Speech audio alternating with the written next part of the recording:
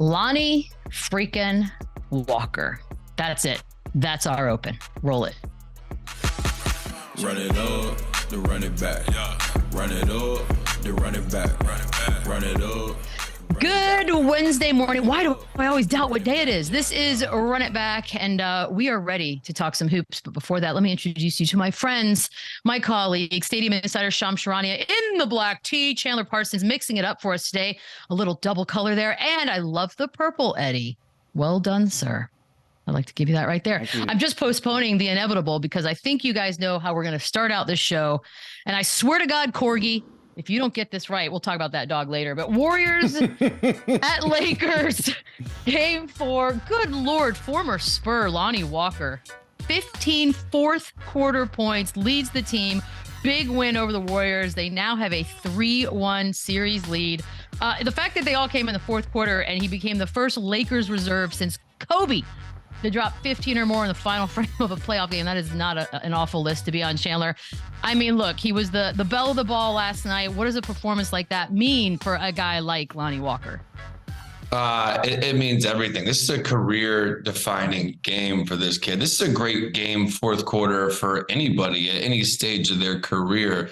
And for him, the fact that he's 24 years old, right, and I think he started 30-something games this year, and after the deadline was just completely out of the rotation. This shows everything you need to know about his character, how he stuck with it, how he's so professional and still getting in the gym and staying ready for his opportunity. And the NBA, things like this happen every single season. And when your number's called, you got to be ready. And he answered the bell. And he went from possibly, out of the NBA to, 29 other teams saw this performance last night. And this was super impressive. The fact that he could do this, the Lakers lose this game if Lonnie Walker does not play this game. So the fact that he had the maturity and the professionalism to stay ready and to put on a performance like this was honestly nothing short of incredible. And I'm super happy for him. And you best believe he's going to be in the rotation come next game. Yeah, this is a guy who was the starting point guard for this team earlier in this season, who was completely played off the floor later into the season and into the playoffs.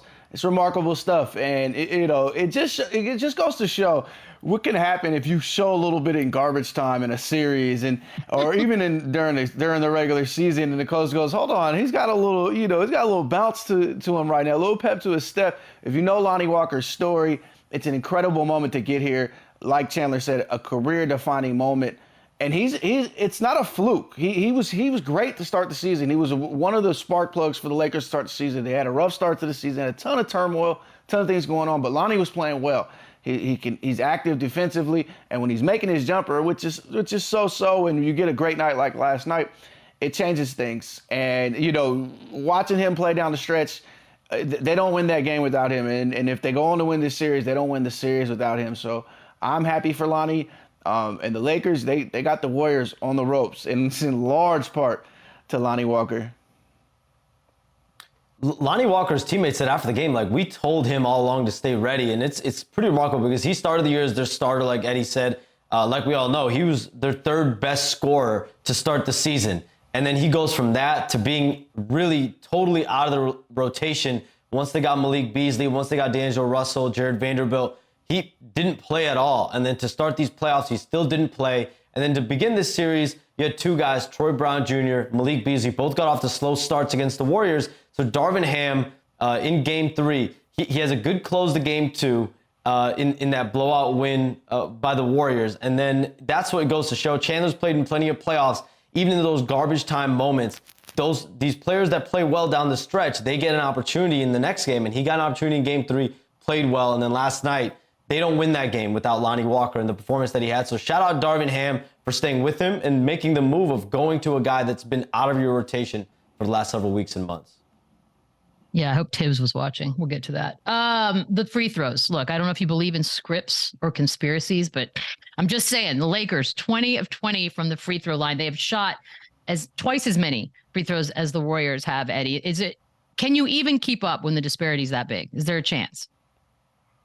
Yeah, you can make more threes. You can shoot better than 29% from 3.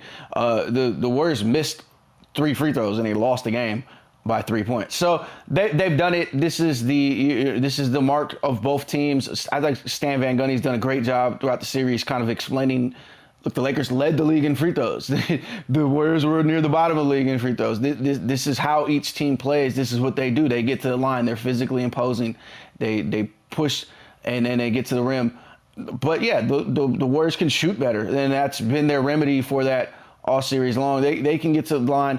The disparity didn't happen until late in the fourth quarter. So it wasn't like this was a game that was called crazy lopsided. There was a few missed calls both ways. But the Lakers didn't win this game with free throws. They won this game with defense late, and they won this game with Lonnie Walker, to be frank, and LeBron James down the stretch. Free throws wasn't the story of this game. I'm kind of happy, and I think Steve Kerr said that after the game as well. Like, let's not talk about free throws. We didn't execute. We didn't defend late. And Lonnie Walker was incredible. So, yes, they can. They actually had a chance to win this game, which I'm sure we're going to talk about. But they're going to need to shoot way better in order to do that. Steve Kerr, I mean, he said a lot of things yesterday. He did comment on the officiating, but wasn't necessarily positive. He said that they had 3 or 4 illegal screens called that was disappointing. The Lakers took flops, and they were rewarded. That's the game. Chandler, do you agree? Was it a bit one-sided at all? Well, here's the thing. Like I just said, it's not like the Warriors are attacking the basket and not getting the whistle. They settle for a lot of long twos, a lot of 3-pointers. So it's not like they're not getting the whistle every single play. And again, this game was about what the Lakers did and how they basically took turns, and Lonnie Walker took over this game in the fourth quarter. This had nothing to do with the free throw situation. And at the end of the game there, Draymond kind of got that moving screen. It was an illegal screen. Maybe did they sell it? Did I forgot who it was. Did he flop? Yeah, but he definitely stuck his butt out. And you can even, when they were watching the broadcast, you could see, I don't think they had a challenge anyways, but the coach behind was basically saying we shouldn't review that. Like, so I get it. You want the calls to be close, and you don't want to have the disparity so big. But at the end of the day, they didn't execute. They didn't make as many jumpers, and they didn't get as many stops. And the Lakers did, and they allowed Lonnie Walker to go absolutely berserk. And this should be about praising Lonnie Walker and what he's been through and what he did last night. Not the Warriors not getting as many whistles as they want. I just think it's a shot-making league, and at the end of this game, the Lakers outscored the Warriors 8-2 in the last 3 minutes after Klay hit a 3 to put them up 99-96. And Klay Thompson, Steph Curry, that Warriors team, they were 1 of 5 to finish the game. And at the end of the day, that's just not going to get it done. You saw Klay Thompson, 2 errant shots, one in the final minute plus of the game, one with over 3 minutes left in the game, just off the mark. One came with about 5 seconds left in the shot clock. The other came with plenty of time left on the shot clock. You saw Steve Kerr's exasperation after that shot that Klay Thompson had with just under 2 minutes to go. But like at the end of the day, it's a shot-making league, and if you don't make shots and if you're not capitalizing in moments, and it's very uncharacteristic because this is a Warriors team we've seen time and time again. They've come in the clutch every single time. That's why they're 4-time champions. They did not get it done when it mattered most last night. And we keep waiting. I mean, I saw Steph Curry at one point look like Jordan Poole. I don't know the switch. We're waiting on the switch, Chandler. They're running out of time. How confident are you that they can do something in Game 5? I mean, I'm confident. We all know they're much better at home, and this team is completely different on the road. But they have the experience. We all know they have the talent. I'm sure we're getting to it next, but they have to figure out this Jordan Poole situation.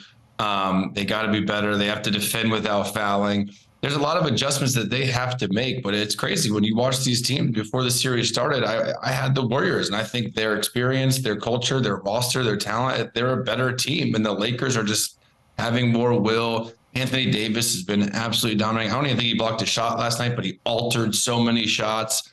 They're getting it from someone different every single night, whether it's Schroeder, and then Austin Reeves had a little run last night where he's been in a funk, and then he gets out of it and goes off on a quick little run.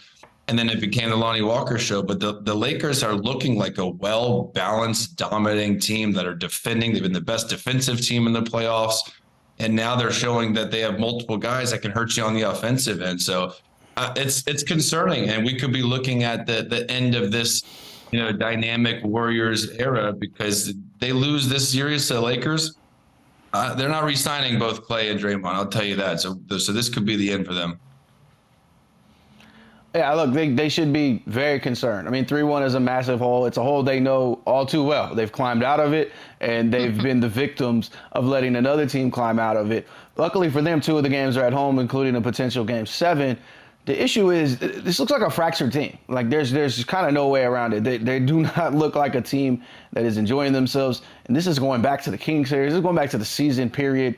And we all know where it begins. One of the players, one of their leaders, punched another one of their players who is kind of being scapegoated as we speak right now. And part of it's due to his play, but a part of it's due to his attitude as well. I seen a report yesterday about he finally spoke to reporters, has not spoken some time. He doesn't do the podium because he hasn't been playing well. We're talking about Jordan Poole, obviously, and he didn't exactly give a ringing endorsement to the team or to the morale of the team. So there's a lot of tension there. And like Chandler said, they got to figure out what they can get from Jordan Poole, because they lose every single minute Steph Curry is off the floor. And you would think he would be the guy who could help buoy them while he's out.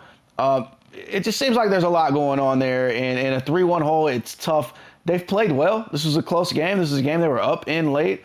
There's been 2 blowouts in this series and another close game. They know they can beat this team, but to win 3 straight and to go back to crypto and win another one, you're asking a lot. They're going to need to shoot a lot better. They're going to need to play a lot better on defense. The thing is, they had their magic trick yesterday with the pick and roll with Gary Payton, and they got a ton of stuff with that, but it didn't matter at the end of the day, and they only scored 101 points. Well, the good news is, and the only reason I was able to get out of bed this morning, is there's a corgi out there who is already determined how this whole thing's going to play out. And so far, this little angel is 100%, which means that even though the Lakers are up 3-1 right now, as you're seeing, he called it, or she called it, the Warriors are about to win 3 in a row. I ain't worried, you guys. It's going to be fine. I trust dogs. But Jordan Poole, not only is Jordan Poole being scapegoated, but he's 0 points. 0 points. And he was very sort of one-word short answered with the media afterwards. And the thing about it is he's got a target on his back because he got paid, Chandler. So now he's going to have to, I don't know why I'm going to you first, but he got paid a lot of money. Is he going to be dealing with a lot of crap from here on out? Yeah. That you got to take the good and the bad. And here's what he can't do. It's what he did last night after the game. He can't, be facing away from the media. He can't be giving one-word answers. If you're going to get the bag, there's expectations that come with that, especially when you're healthy and you're young and you're supposed to be going into your prime and you're supposed to kind of relieve this pressure when Steph Curry and Klay Thompson are done and gone. You're going to be the face of this franchise. There's responsibility that you have there. And yes, his play has been really, really poor. And the 10 minutes isn't the most opportunity. And it is kind of shocking. We're talking about a guy who just got damn near a max contract. He's getting benched for Moody in a season defining, situation. It's not good. But the last thing he should do is create negative energy and more distractions with how he's handling his teammates and how he's handling the media. He needs to just be professional. He needs to be ready to play. He needs to kind of take advantage of whatever opportunity he gets. I don't know if they're going to think about what the summer, what the future, but they already showed him that they're investing in him. So get through this series, help this team as much as you can, but don't do anything like you're doing last night that's going to cause any sort of distraction or more tension, because everyone knows about the Draymond situation, right? And everyone's on your side, and Draymond was wrong. Don't let us flip the script and turn this on you, how you're the bad guy and how you deserved it, or whatever narrative else we want to create. You can't do that. You're playing, you're getting paid a lot of money, and you're not playing good in the small minutes you're getting. Yes, I'm sure you want more opportunity and more minutes. It's not how it goes. You're not playing good defense. Your shot's not falling. There's other guys that Kerr thinks are more valuable right now. Don't let that bother you. He's young. He's got a great future, but he just don't do the Brooks and create this hostile, bitter, attitude with the media, because that's only going to hurt his situation and make his teammates like him less. About $95 million due to Jordan Poole over the next 3 years.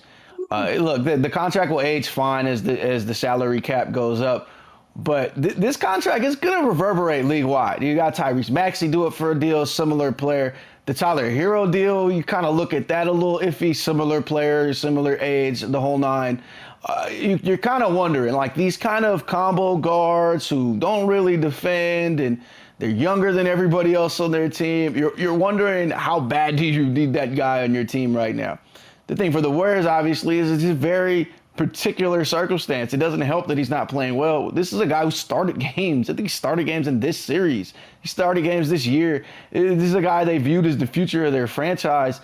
And look, I can't help but it all scales back to one incident. And Shams reported recently, like, yo, Draymond finally got his wings back, like in January, where he was able to cuss Jordan Poole out one more time. And you know, if you're him in that locker room, you're starting to feel a little isolated and just a little odd, just a little, you know, phased out.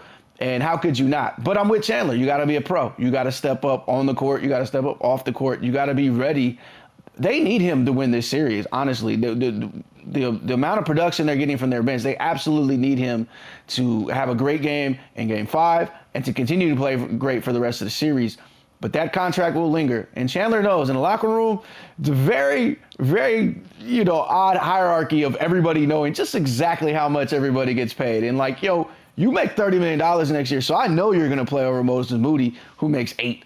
But it's always going to be there. And if you're a vet, if you're Clay, you're looking like he's 30, I'm 38 or whatever it is. You're right. And it's just going to be the situation going forward for this team. All I want to know is what he was looking at on his phone. That's all I want to know before the game, because he was so excited, and I can only imagine Ice Spice. what it was. Yeah, that's what I'm thinking. Look, the Lakers behind their leaders, LeBron and AD, are crushing all expectations. They are now plus 400 to win the title. They only trail the Celtics right now in odds, Chandler. What is happening? Do you see that happening? Are we gonna have a Los Angeles parade? I don't think so. I don't see it. I like Denver better. I like Phoenix better. I like Boston, and I like Philly. I think they all should have better. Wow. I think all better teams. But you can't hate on them. They are playing well, and the turnaround that they've had is unbelievable. And like I said in the last segment, it's somewhat different every single night. It's AD, it's LeBron, it's Reeves, it's Schroeder, and last night it's Lonnie Walker. Like, they now have a legitimate team where they can score, they can beat you up inside, they can beat you up with the guard play. They're experienced, they're old, they have shooting now. So this is a real championship contending team, and they are handling the defending champs right now. So it's hard to knock them, but you just look at the other teams, you think they have the edge. But man, just the fact that we're even saying this, and you know, a couple of months ago, they were a laughingstock, and now they're the second highest odds to win it all. Is pretty remarkable job that, you know, Palenka and his staff has done. Well, you can file them under the regular season doesn't matter. And now we segue to the other argument for the regular season doesn't matter. It's the Miami Heat, ladies and gentlemen. They also have a 3-1 series lead right now with a 109-101 win last night over the Knicks. Butler, again, I mean, what else can you say about him? Adebayo showed up. Jalen Brunson tried. He's doing his best. But the Heat look like they're dominating this New York team. Eddie, why? What are they doing? I mean, they have the best player on the court. It helps to have Jimmy Butler, and they just seem more poised as well. It's kind of crazy when we go back to talking about the play-in tournament. We have two play-in teams a game away from the conference finals, and two teams that were much maligned all season long, and they really just needed a shot, really just need to get in. And it's the same thing for the Miami Heat. Even with the injuries they suffered in this playoffs, they continue to push through. They just have the intangibles, and sometimes that matters. It just matters that they're more poised. It just matters that they defend. The Knicks just cannot make a basket if it's beyond 10 feet, it seems. It's not even like the Heat shot it out the gym yesterday, but they made just enough. They have this team on the ropes. I think it's over in 5. And the Knicks, they looked deflated last night. So enjoy one last night at the Garden this season. And then, the Miami Heat conference finals after losing the initial play-in game, that's insane. What happened, Chandler? I mean, look, let me ask you this. Butler, there are a lot of big names still left in these playoffs. Is he the best two-way player still in this thing? Yeah, I mean, he is right now. Everything he's doing is unbelievable. The way he's scoring the ball, the way he's getting to the free throw line. We all know how versatile he is. We can basically guard 1 through 5. But what's disappointing for the Knicks here is this stage of the season, you don't want to be talking about effort. And these guys are talking about post game, how they wanted it more. How is that possible when you're down 2-1 in the season and in the playoffs right now against them, and you have a tough-minded coach that I know is pushing them, but we're talking about effort and game 4. That's not a good sign. And you could just see there were certain plays last night like that. That is just a straight line drive where Jimmy Butler just gets right to the rim. No one puts him on his butt. No one even tries to contest the shot, and he just gets an easy 2 points. Bam Adebayo, 3 offensive rebounds. Jimmy, 3 offensive rebounds. Martin, 3 offensive rebounds. Kyle Lowry, the smallest guy on the court, had 2 offensive rebounds. That's effort. That's maturity. That's not blocking out. And those are all the things that the Knicks kind of hung their hat on all season long. We're doing all those little things, and they did them against Cleveland. And now they kind of they're facing a team that plays similar to them, that bogs it down, that's physical, that's slow. And they're just better at it. So they're just exposed because this isn't the Cavs. This is a horrible matchup for them. And this is what the Miami Heat are. They've created this tough culture. Jimmy Butler has been the best player. So it's a tough combo for the Knicks, and they look like they're outmanned. But how do you get here? I mean, how do you get out hustled, out efforted? You mentioned Kyle Lowry had offensive rebounds. Who do you blame? Is there one person to blame? Is it a team overall effort that they're not putting in? I don't know where to place the blame. Are you shocked that he's not trying, Fournier or throwing Derrick Rose in there just to maybe inject some change? I mean, is there a chance we see that at all, Eddie? You would think so, but look, Tibbs has clearly made his decision. Those guys aren't playable in his mind. I think there's a little bit of fatigue for that team. They've played a ton of minutes throughout the season. We know Tom Thibodeau's rotations. And I think it's just a little more veteran savvy. Look, like I said, it's the intangible. Sometimes it's that simple. The Heat have a bunch of guys who have been there. Kyle Lowry's a champion. Kevin Love's a champion. Jimmy Butler has made these runs over and over. Eric Spoelstra is probably the best coach in the NBA, and he's a champion. And then I joke about Heat culture all the time, and then it just shows up in April and May and June every single year. But they just look more prepared. They just look like they care more. Sometimes it's that simple. They're getting after it. And it's a little jarring after what we saw from the Knicks. They were that team in round 1. They were that team winning every 50-50 ball. Josh Hart was getting 12 rebounds and 7 offensive rebounds, and it just looked like they were more active. But the Heat are playing small, almost by design, and because they don't have any other choice. And they're just flying all over the court. And you got guys like Max Strus, who you don't see as one of these guys who is putting in the effort as well, because it's contagious. When you see Kyle Lowry doing the stuff he's doing, Max Strus is going to do something like this. When you see Jimmy Butler on a bum ankle going after it the way he is, Bam Adebayo, an all-star, having a great game last night, you can't help but do it. Plus, if you don't, Udonis Haslem might punch you. I don't know how it works over there, but those guys they're locked in. They smell it. They know what they've overcome so far this postseason, and they're not going to waste it. And look, I gotta just say, if they get the Sixers and it's Joel is hurt, or even with the Celtics, they match up well with the Celtics. It's a dark horse, but they got a shot at making a finals run, and that was one of the more improbable stories we've seen in a long time if they make that run. Oh my God, Chandler, he's setting up a depressing scenario with Lakers fans and Heat fans. Well, also think about this. These are 2 physical teams, and has there been one confrontation? Has there been one hard foul? Has there been one review of a tough play? I don't think so. It's just the Heat are just punking them, and the Knicks just feel like they're kind of laying down. So I expect them to come out and play a lot harder in Game 5. The Garden should be jumping because this is it, right? This is all cards on deck. I do expect maybe Tibbs to maybe get D Rose in there, have the crowd go crazy, give him some sort of energy. Fournier to get some shot making, who knows what. But you're not just going to get punched in the mouth at home and lay down. So I expect them to kind of come out better, but this series to me is over. I just love how Jimmy Butler shot 1.6 3-pointers a game in the regular season. Now he's shooting over 4 a game. It's like he's going against a scouting report, threw everyone off in the regular season, and then the postseason starts, and then he really becomes Jimmy Butler. These guys have said it. He's been the best player in this series for sure. He was the best player in the Bucks series. And then you go into the Celtics or 76ers series, he's not going to be favored. I'm sure people will say Jason Tatum, Jaylen Brown, Joel Embiid, maybe James Harden might be better, but Jimmy Butler is the one guy who you can't count out in this postseason. He's going to go into that series believing, knowing, feeling he's the best player on the court at all times. And I think that confidence, that exuberance will display throughout the team. And we're seeing it so far this postseason. He really is playing like one of the best, if not the best player in the playoffs. And his team is really feeding off of that every single night. Hell, I think he'll thrive. The more we talk about how everybody else is better than him, the more he comes out here and just shows everyone that we're wrong. Chandler says this series is over. Eddie, you given any shot to New York to pull this one out? I know the odds are 0 basically, but go. No, I think this is the clearest series in the playoffs. And Michelle, I'm going against you. I'd love an LA Miami finals. Ugh. I'd love a LA Phoenix finals a little better, or a Miami Phoenix finals a little better. But let's hit some games up. You telling me you wouldn't love going Miami LA back to back in June? Come on now. Well, I mean, look, there'll be a lot of empty seats at least for most of the third quarter because nobody knows how to get to their seats in time. So yeah, maybe that's a good idea. We'll sit courtside for third quarter.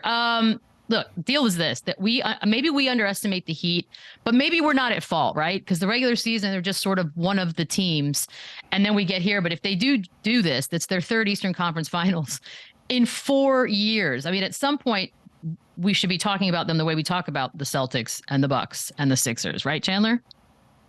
We should. It's an unbelievable run. And let's not forget, they're banged up as well. They're missing Tyler Hero. They're missing Victor Oladipo. And they somehow find ways, and they have the next man up mentality. But it starts with Spo, right? This guy started in the film room, and he's worked his way up. So he has that grit. He's got that work ethic. He's got that toughness, and he's instilled that into this franchise. And he's now arguably one of the best coaches in the NBA. And so I think it starts with him and the front office and Pat Riley and all those guys. They're tough.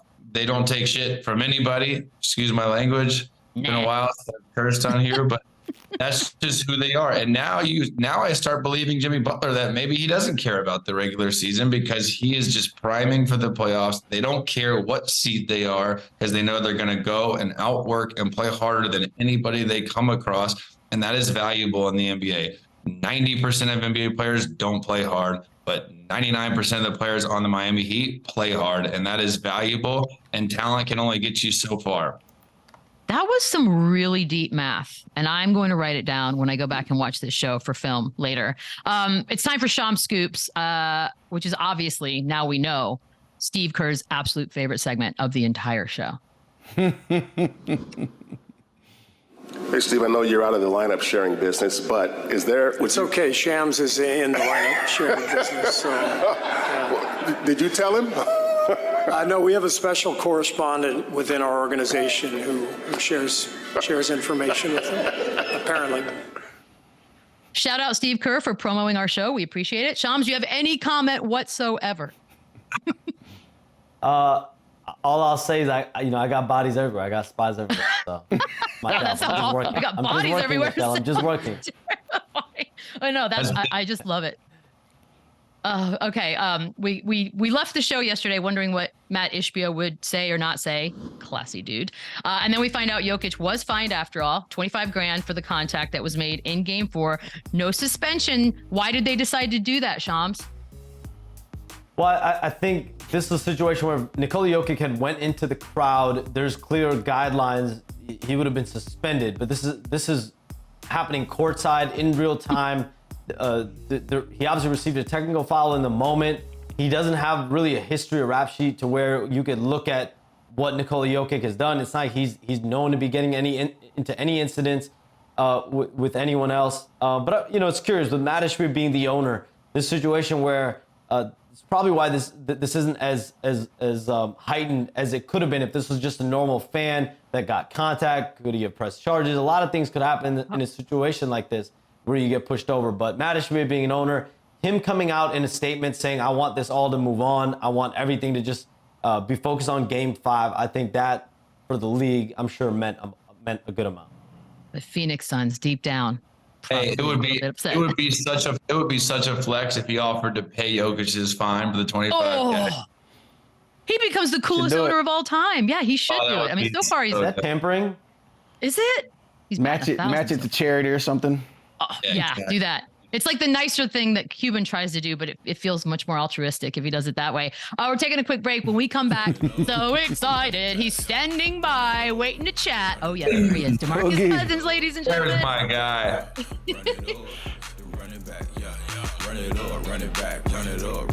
Oh, this is a treat. Joining us this morning, 4-time NBA All-Star DeMarcus Cousins. Boogie, long time no see. And look, we're going to dive into these games and get your opinion on everything. But first of all, you're coming to us live from Puerto Rico. How is it? Man, it's a vibe out here, man. I'm enjoying myself. I'm playing the game of basketball, the game I love. So I can't complain. Chandler, I know you have something to say. Hey, Boogie. No, you do. I miss you. I love you. There was this viral video about you getting banged on in high school by some scrawny white boy. Would you like to comment further on that, or should we just leave it at that? The story is true, but there's no video evidence. Wait, hold up. We Chandler, gotta you leave the dunked on past him? the past, man. That's the past. Leave it in the past. Yeah, I don't want to dwell on the past. I will just say it's highly offensive how surprised he was when it happened. I mean, I know who you ended up being. At the time, nobody knew, T. Nobody knew. That's fair. That's fair. Chandler, making it racial, always doing what he does. All right, Boogie, look, we got the Lakers shocking the world right now. 3-1 series lead against the defending champs. If there's a team out there that's capable of coming out of this hole, is it this Warriors team? Do they have what it takes? Absolutely. I mean, you can't deny the Warriors. You know, they have a track history. They have, you know, a championship DNA. They've done this. They've dominated the past decade. Like, this is a very well-oiled machine. So obviously, there's a chance for them to make a comeback. But you also have to give credit to the LA Lakers, and they're playing at a high level. They're, in some people's eyes, overachieving, and but you can't ignore their greatness either. You have LeBron James, you have, you know, Anthony Davis, a great supporting cast. I think it's a good, well-rounded series, and you know, the better team will win. DMC, there's always going to be perceptions about you, but for you, what's your mindset like? You're in Puerto Rico right now. You look like you're in great shape. What's your mindset when you think about NBA teams and what you want to show them about you being ready for really any role that's asked of you? That's exactly what my mindset is. You know, I've shown that I can accept any role, I can embrace any role given to me. Obviously, I'm still on this long road of, you know, trying to change this narrative or name or cloud that's over my name for whatever reason. Some my fault, some I can't take the blame for. But for me, my mindset is just taking it a day at a time.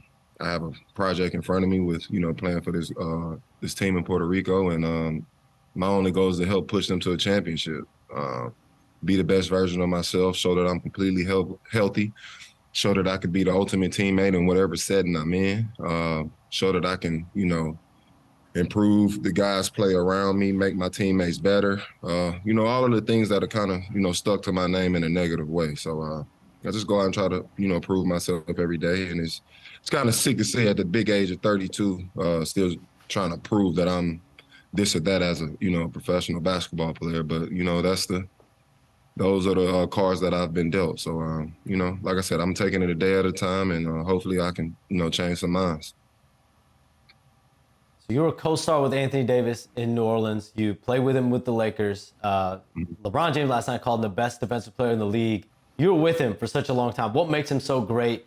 And for you, what do you see out of him that you're seeing him take the next step in being special? Honestly, it's just exactly what Bron said. He's probably the most talented two-way player to ever, you know, touch the floor. And when he's committed and when his mind is focused and in the right place, he's on any given night going to be the best player on the floor on both ends. Just his versatility alone. We've praised his versatility since he's stepped foot in the league. We know what he is on the defensive side of the ball. Like I said, when he's locked in and focused, and also when his health is in a good place, he's one of the best players to touch the floor. So we're witnessing that now. He's dominating in this series. He's a game changer every night for this team, regardless if he's scoring or not. He's just a special, special talent. He's shown it throughout his entire career.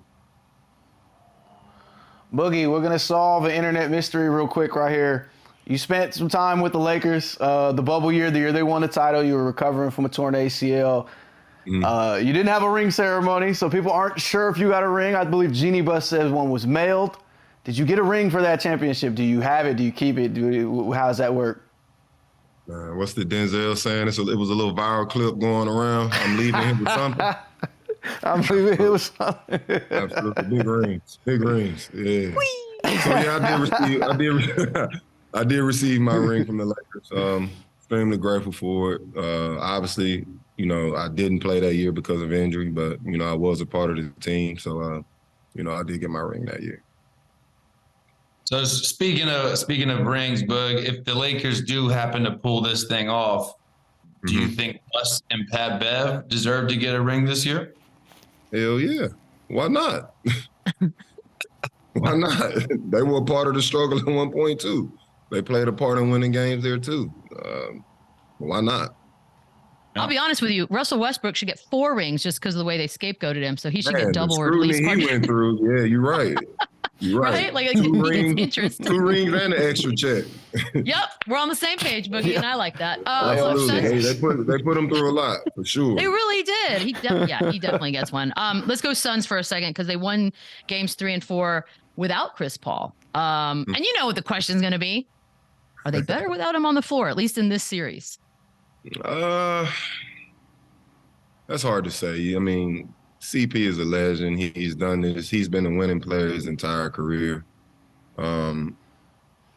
You can't sit here and say they're a better team without him because he's one of the top floor generals to ever touch the floor. So the things that he brings to the game, the trickery, the manipulation, all of those things in the game, like that only helps the Phoenix Suns in the long run. So I think they have figured out how to win without him right now in this moment. But if they're able to get past this series and move on to the next, I do believe they'll need him to finish this run out.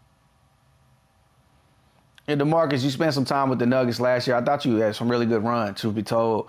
Jokic takes a lot of crap. People saying he didn't deserve to be MVP. What's your take on Jokic? You got to bang with him every day in practice. You got to play with him on the court. What's your take of him? Is he underrated at this point as a 2-time MVP? Underrated? I don't think so. He's an incredible talent. Like he's proven it every single night. He's continuing to prove it. So, the haters for whatever reason, it's the same thing as LeBron or Jordan. It's some people that love him and some people that hate him. It just comes with his game. Everybody isn't a fan of your game. But I think he's getting everything he deserves. He's a dominant player. He continues to dominate.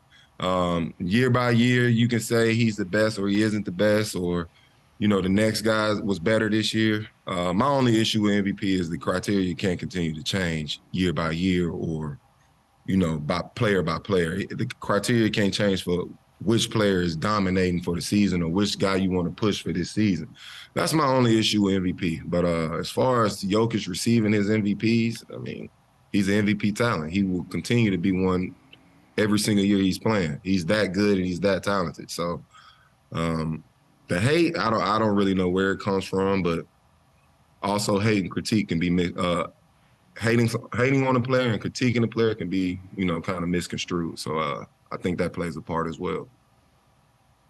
Yeah, you also played briefly with Giannis and the Bucks, and he said something interesting this year when they got eliminated by the Heat that this season wasn't a failure. What's your take on that? Well, it might not have been a failure, but they definitely underachieved. So however you want to word it, I think Giannis is an incredible guy. He's an incredible leader. Obviously, his talent speaks for itself. But they definitely underachieved. Maybe this is a building block for them next season to bounce back and make another title run. Maybe that's what his mindset is. But as of this season, they definitely underachieved. Marcus, every NBA team is watching this show. What is your message to them about what they would get in DeMarcus Cousins this offseason? I'm a great guy, man. I play basketball, man. Look at this innocent smile, man. They look like our harmless fly. But nah, man, I'm here to play basketball. I'm here to, contribute to winning. I want to help any team I can in any way I can. I just need an opportunity.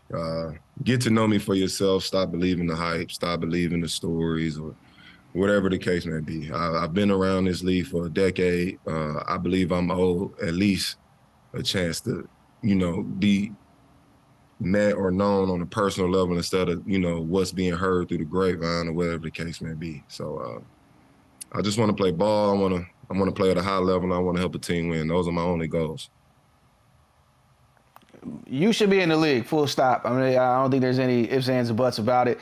A little bit I know about you. This is going to be kind of a little bit of a loaded question, but how many centers in the league do you think are better? How many teams have a center better than DeMarcus Cousins right now?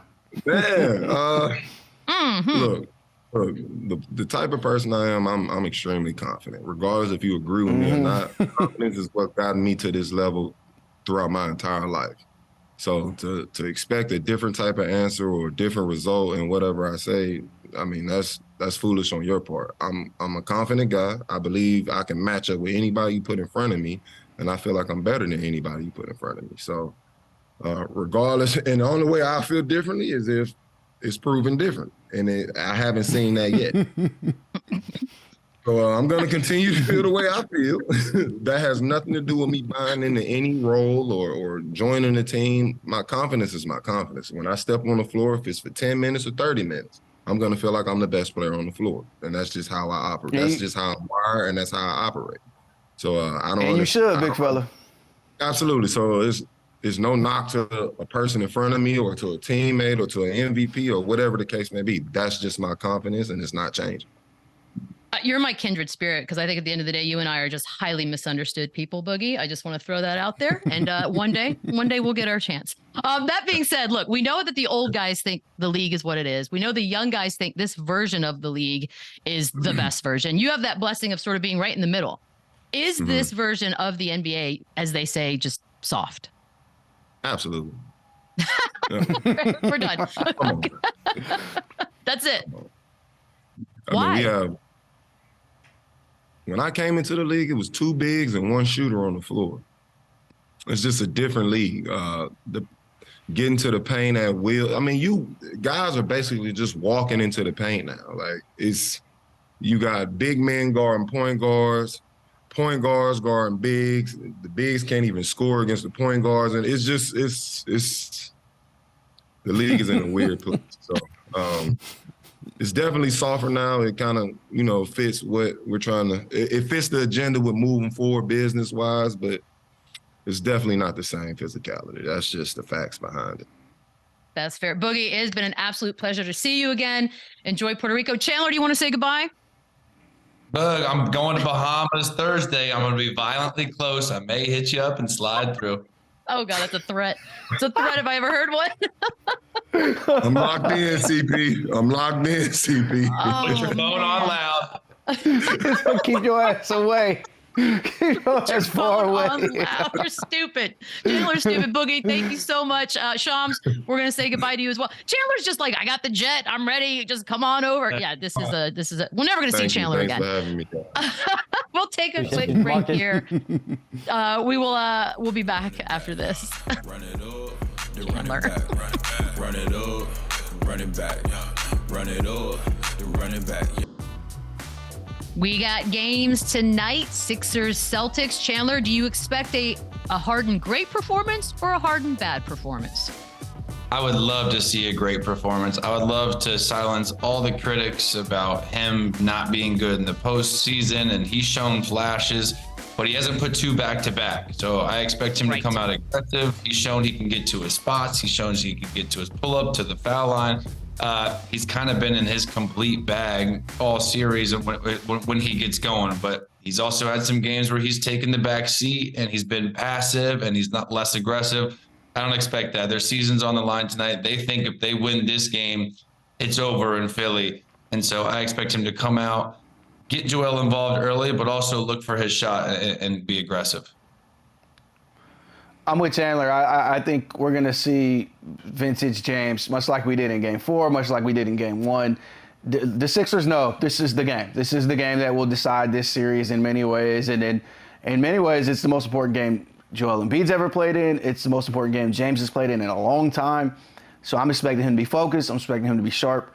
Big game from James. The question is that enough for them to win? We'll find out. We shall. The later game tonight, of course, back to the Suns-Nuggets series. Eddie, look, it's a strategy as old as time, right? Let the other guy score all he wants, then just shut down the big man, right? Do you like it? Do you like the fact that if you just shut Jokic down, you can get it done? Yeah, like let is a little subjective. Let a guy get 53. But I do like the strategy of we're going to single him up. We're going to trust DeAndre. We're going to trust Jock Landale. We're going to trust Bismack Biyombo. And we're going to go where that takes us, because the data has showed all season long and pretty much his entire career that the more he scores, the better it is for the opponent, in the sense that he's not getting everybody involved like he typically does, and those guys can't shoot lights out. They squeaked by. In Game 4, but I do think that's how they'll approach it going forward. And it might take 60 to win, but the problem is he might get 60. So they're going to need to pick it up on the other end of the floor as well. Yeah, I agree with it, but they also can't stop him. Nobody can stop him, right? So it's now the Nuggets. It's up to Aaron Gordon. It's up to Michael Porter, Jamal Murray. There's an onus on those guys that they have to step up. Bruce Brown has to give them 12 to 14 points. You know what I mean? Like it's got to be somebody that is going to get open looks, somebody that's going to have a Lonnie Walker type performance that's going to kind of give them the edge. And we know what Jokic can do. He's going to have a triple-double. He's going to have over 30 points. That's just how great he is. It's up to these other guys who they've showed they can do it too, but they got to knock down shots. They have to be relieving pressure off him, because the Suns are too good offensively. They're going to score points, so the Nuggets have to match that, and it's going to come from one of those other guys. Oh, another great night of hoops. Guys, we're taking a quick break. When we come back, we almost hit a parlay, and by we, I mean them. Oh, I love her. Disrespectful to Tom Holland, but I see you. Experience the NBA playoffs like never before with FanDuel, America's #1 sportsbook. Join FanDuel today and get $150 in bonus bets when you place your first $5 bet. That's $150 in bonus bets, win or lose. That means you can bet on the point spread, player props, or any of the other bets FanDuel has to choose from. You'll still get $150 in bonus bets. Make every moment more with FanDuel, official sportsbook partner of the NBA. Well, we were back at it, our parlay goodness yesterday, and good job, guys. Anything you want to say? Anyone you want to thank? Yeah, see what happens when you bet with your heart? I know, but I was trying to will it into existence. I was certain that Jimmy Butler was going to just keep getting fouled at the end of the game and go over here. So I got extremely lucky, Michelle. I'll tell you what, my dad is keeping track of everything you guys say on every show, and I get updates. Jimmy Butler has 26. Tell Chandler. I was like, he knows. All right. Eddie, today's parlay, what do you got? I'm continuing with my role player streak here. I'm going to go Al Horford over 8 points, hit a couple threes, get a quick couple buckets. I trusted in Al tonight. I like that one. All right, Chandler. I think the Nuggets get it done tonight at home, must win. I think Jokic dominates. And by the way, I have a pen again with zero paper in front of me, Michelle. I literally thought I noticed that during the Boogie interview, and there was nothing I could do but laugh at you silently. You look smart. I have Celtics money line against the Sixers. I know, boring, but I'm just going to go for that. That's all I can do. We're going to try to make you guys some money. Just keep hammering. Congrats, Philly. Yeah, the money. Now that I know what money line means, here we are. We're out of time, but here's the deal. Tomorrow we have KNICKS superfan and really quiet, demure, and shy guy Michael Rappaport on the show, guys. So get your rest. You're going to need it. And we'll be back tomorrow, 10 a.m. Eastern. Enjoy the games, guys. Run it up, run it back, yeah. Run it up, run it back, run it up, run it back, run it up, run it back, run it up, run it back, run it up, and run it back, yeah.